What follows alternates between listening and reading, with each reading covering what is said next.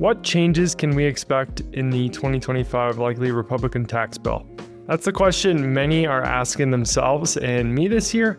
And I wanted to put out an episode to talk about some of the likely changes to come and how to think about them for your situation. So if you're listening to this, President Trump has now been sworn in at this point. We have a Republican majority in the House and the Senate. It's kind of that Republican supermajority at this point where we are very, very likely, we're expecting tax reform in the form of a large Republican tax bill, similar to the 2017 Tax Cuts and Jobs Act, that will pretty much change the landscape of taxes and overall across the board, probably lower taxes for most people at the individual level. So there's talks about what may happen, what may not happen. We don't really know for sure. Of course, we have to always kind of plan with the information that we have. But I did want to talk about some of these changes that with a decent amount of certainty, we can kind of predict are going to come and kind of start thinking ahead of these. I'll for sure do an episode later this year to go through the bill once it's released. Indications are it should be sometime in the first half of 2025. They've got the votes to do it, most likely. So we should see a bill at some point here soon.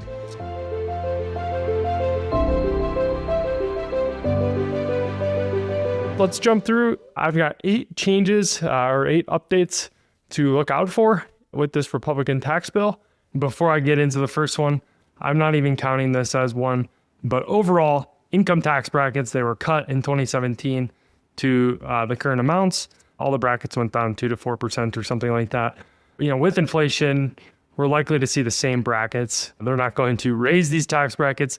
They're probably not going to cut them further.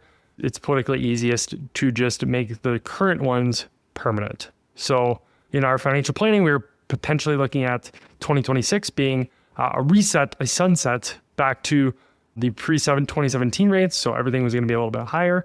Now, I think the outlook is everything's going to remain the same for the foreseeable future until we have serious political changes.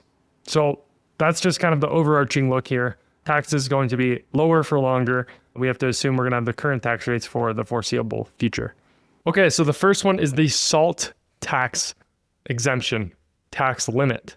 So the SALT limit is the ability to deduct $10,000 of state and local income taxes. So that's SALT, state and local income taxes, if you are itemizing on your returns, right? So the standard deduction for a married filing jointly couple here in 2025 is $30,000. For a single person, it is $15,000. So if we're going to itemize our deductions and be over that amount, that's state income tax, that's local real estate tax, et cetera, that we can deduct on our personal income return is going to be $10,000. There used to be no cap to that. This cap really hurts those that are in those higher income tax states. For those that are in states that don't tax income at all, this helps them in effect. Anyways, the Trump potential proposal is to double this to $20,000 or even repeal it entirely. This is a very unpopular tax law for many congressmen that are in high income tax states or that make a lot of money and don't love this. So there's talks about repealing this. So what this means is if you are in a high income tax state or you pay lots of local real estate tax, property tax, state income tax, et cetera, you may have a much greater chance of itemizing your deductions this year.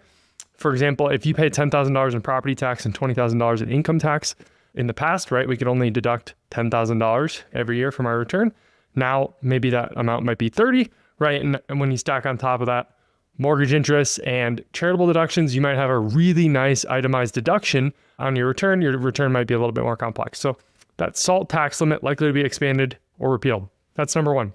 Number 2, the enhanced standard deduction is likely here to stay. So kind of a misnomer, not really a change, but here to stay, probably here permanently. That standard deduction being $30,000 instead of $15,000. So that 2017 TCJA doubled that standard deduction. That's likely here to stay. So again, what that means for you, some people, that's great. We get to take the standard. Other people, hey, maybe we want to stack our deductions into 1 year using something like a donor advised fund. I've done that with several clients in the last year. Maybe we want to make sure that we're getting credit for all of our state and local income tax, our mortgage interests, right? Our charitable contributions. We want to make sure that's way over $30,000 in 1 year And then the other years we can take the standard, right? There's some ways you can gamify it. So enhanced standard deduction likely here to stay. So number 3 is going to be an enhanced child tax credit. So there's talks on both sides of the aisle heading into the election about increasing the child tax credit. Right now it's $2,000 per child. There's just lots of talks, I think, politically about how we need to reward people for having children, right? Population is, worldwide not growing at the paces that it was, right? So incentivizing people to have kids, rewarding them to take care of their kids, etc. So $2,000 per person right now. There's talks of it going to $3,600. Some people were throwing out a $5,000 number. So if you have kids, that number's likely going up. Okay, just to draw a quick distinction too, this does not have anything to do with itemizing or taking the standard deduction, right? This is a dollar for dollar credit. So a deduction lowers your taxable income. If I'm in the 22% bracket, it's going to lower my tax bill by 22% for every dollar, 22 cents per dollar. If I take a credit, you will have a dollar for dollar reduction of taxes. So $1,000 credit is much more valuable to me than $1,000 deduction. Okay, so child tax credit for those with kids could be pretty big. Okay, number 4, qualified business income deduction. This was, again, with the 2017 Tax Cuts and Jobs Act, something that was new. 20% of your qualified business income, you're able to take that as a deduction. It's like we could do a whole episode, we certainly will and should, on the QBI deduction. It's a little bit complex, especially when you talk about what your adjusted gross income is and if you're a SSTB, specialized service trade or business. But anyways, that is probably here to stay. Okay, that is a business owner friendly portion of the tax code. Typically, Republicans are going to be more business friendly. That's here to stay. It might actually get expanded. So right now it's 20% of your qualified business income you're able to take as a deduction. That might get expanded to 30 or 35%. There's talks of them cutting the corporate tax rate. So in effect, they would also potentially expand that QBI deduction to allow business owners to deduct more of that income and incentivize business ownership and growth. So QBI deduction, good news for business owners, probably here to stay, might even get expanded. That QBI deduction also for those that make retirement account contributions that are business owners. If you make a pre-tax, so traditional contribution, that will lower your QBI deduction. It's called deduction reduction. So it's something to think about. If QBI deduction does go up, right, that means we're getting a larger deduction, that QBI becomes more valuable. Maybe we think about doing Roth contributions instead of traditional. Again, no action now, just something to think about as this gets enacted, likely later this year. Number 5, the reintroduction of 100% bonus depreciation. So this was a very business owner friendly and real estate investor friendly tax law that was introduced, again, back in the 2017 TCJA that allowed for 100% immediate deduction of qualified business property. Lots of times this is used in rental real estate. It was set to phase down gradually. So 80% in 2023, 60% in 2024, 40% in 2025, and 20% in 2026. So what that's saying is if I have let's just say a residential property that I'm renting out, I can deduct, and we cost segregate the roof, different aspects of that property. I can then depreciate in 2025, 40% upfront, like in year 1, the year I put it into service. Okay. They're talking about restoring that back to 100%. Likelihood of this is probably pretty high. Again, the Trump administration is very pro-business, also very pro-real estate, as the president owns quite a bit of real estate. So I think there's a pretty decent chance of something like this passing to incentivize business owners and real estate investors to invest in properties, provide housing for those that are renting, et cetera, and try to boost the economy. Number 6, so this is kind of a little bit of a miscellaneous income tax category, but they're talking about potentially eliminating tax on tips, tax on overtime, and tax on Social Security benefits. So right now, if you work and you have overtime or you're a server or something, you get tips. That money is taxed, right? Unless it's handed to you in cash. Also, for those retirees that save really well, do good investing, financial planning their whole life, their income, might be $200,000 when they're 70 because they're drawing down on assets. They have required minimum distributions, et cetera. Their Social Security benefits are going to be taxed because they're way above the thresholds of, around $44,000, where 85% of their Social Security income is going to be taxed. That is very unpopular. People don't like that. They think, hey, I pay into Social Security, then I get it out. Why is it being taxed again? Not a very popular policy, but it is very, very good to fund Social Security benefits. It's a very critical component. So this, again, may or may not pass, but something to keep an eye on.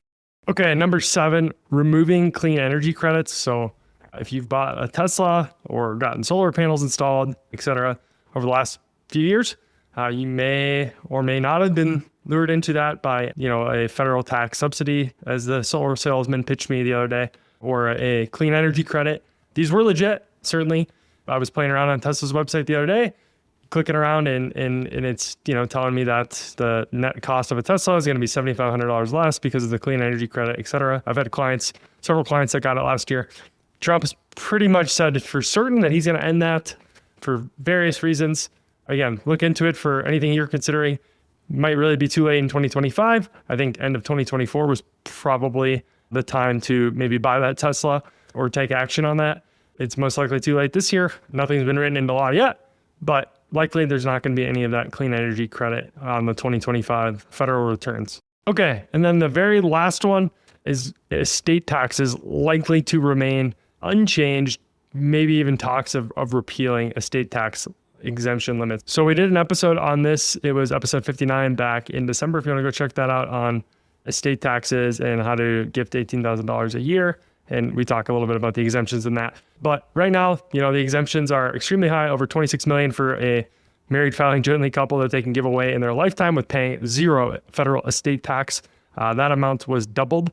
Again, I'll reference back to the 2017 TCJA, doubled that amount. There's talks, I think, certainly of extending that.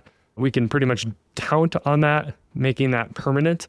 It was supposed to expire on January 1st, 2026. So anybody with tens of millions of dollars that's anywhere near that limit certainly had some serious estate planning to think about. They are now going to extend that amount that has been increased from 2017 and will continue to increase with inflation and make that permanent part of law. There's even talks of them repealing the estate tax entirely. Not sure that's going to happen. I probably wouldn't count on that. But if you or someone is in this boat, probably good to know and be tracking. So that's the 8 changes that I'm tracking. A salt tax limit likely to be expanded or repealed. Enhanced standard deduction is here to stay. Child tax credit likely to be increased significantly. QBI deduction is here to stay. Probably an increase in the percentage of business income that is subject to QBI. Reintroduction of 100% bonus depreciation. Tax on tips and overtime and Social Security benefits potentially being removed. Removal of clean energy credits, and then keeping the enhanced estate tax exemption amounts and potentially even repealing the estate tax. So in conclusion, action items right now, not a whole lot. Arm yourself with knowledge. If some of this affects you, it might behoove you to wait until later this year to make certain tax moves. Certainly I think if you're in that bucket where the salt tax might affect you, I think that's one that's going to hit probably a lot of people. If you have children, child tax credit, that'll affect your tax situation. All of these will certainly affect your tax situation if these are codified into law. So sometime in, let's just say June, July. Hopefully that gives you some time to update your tax projections. Certainly we'll be doing that for clients in the fall. And how does all of this affect them, their withholdings, their estimated tax payments, maybe any Roth conversions, any tax planning, forward-looking tax planning that we're doing here into the future. I would just pay attention to when this is put in place, if there's any timelines, any of the tax laws, or if there's any look backs, hey, everything starting January 1st this year is subject to this, even though we didn't release this till July. They will do that sometimes, so just be aware of that when this comes out. Again, I will do an episode on all of the changes that come in depth when we do get the new tax bill, and make sure I go through each and every key item to talk about how it might affect you. I hope this was helpful. Let me know if you have any questions. This is a little bit of a denser episode. I'm happy to answer anything you have. And thank you for being here, and we will see you back in a couple weeks. Thanks. Thank you for joining us today. Do you want the exact financial planning framework that I use with clients? Go visit baskinfp.com, where you can grab a free download of the ultimate military and veteran financial checklist to give you the bluff on what you need to be doing to manage your finances. We'll be back next week with some more content to help you on your journey to financial freedom. See you then.